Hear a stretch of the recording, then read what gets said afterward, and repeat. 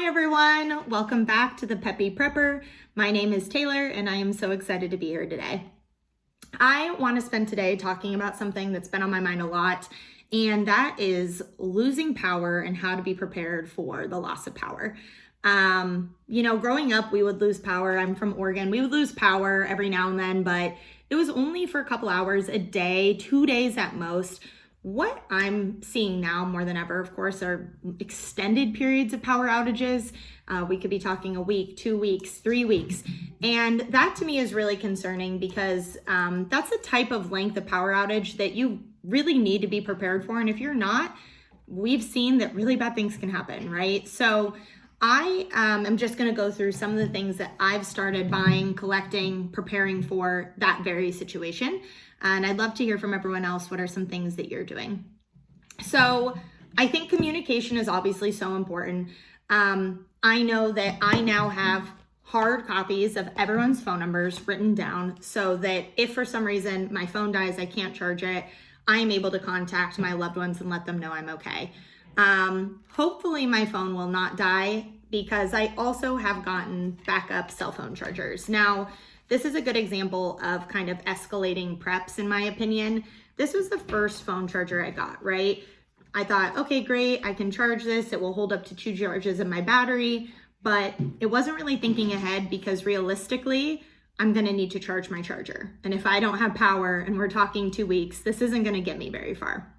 So I have since gone ahead and upgraded to a solar powered battery charger.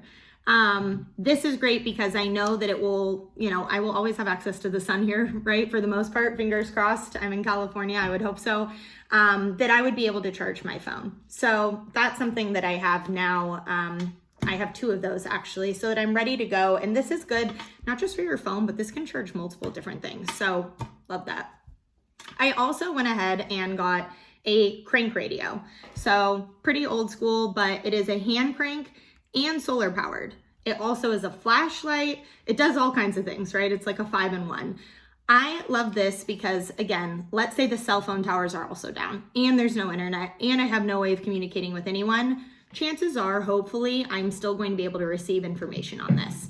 So if all else fails, I should be able to get news on here. And that's a really nice feeling too. The flashlight on here also is important because obviously without power, there's not light. And at night, I know I personally would be terrified if I didn't have a light source and power's out all over the city. What am I going to do? So I have gotten a couple different light sources here. I've gone ahead and invested in a couple different types of flashlights. These are high powered, long beam, long range flashlights. I have 2 of these in my house, 1 of these in my car. So I know I'm covered on that front. Batteries, I have gotten a lot of extra batteries, so I know I'm also covered there. I have gotten the classic headlamp, so I have this that whisper batteries as well that I can have to wear.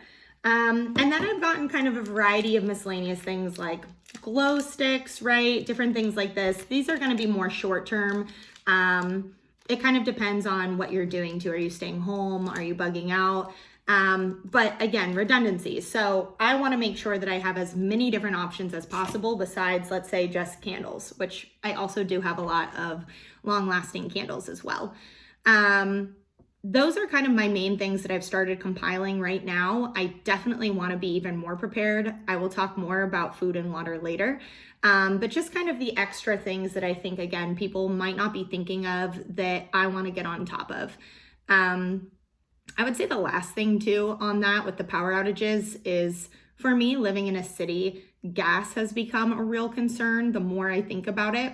If a gas station is down, if there is no power to work a gas pump, I can only go so far.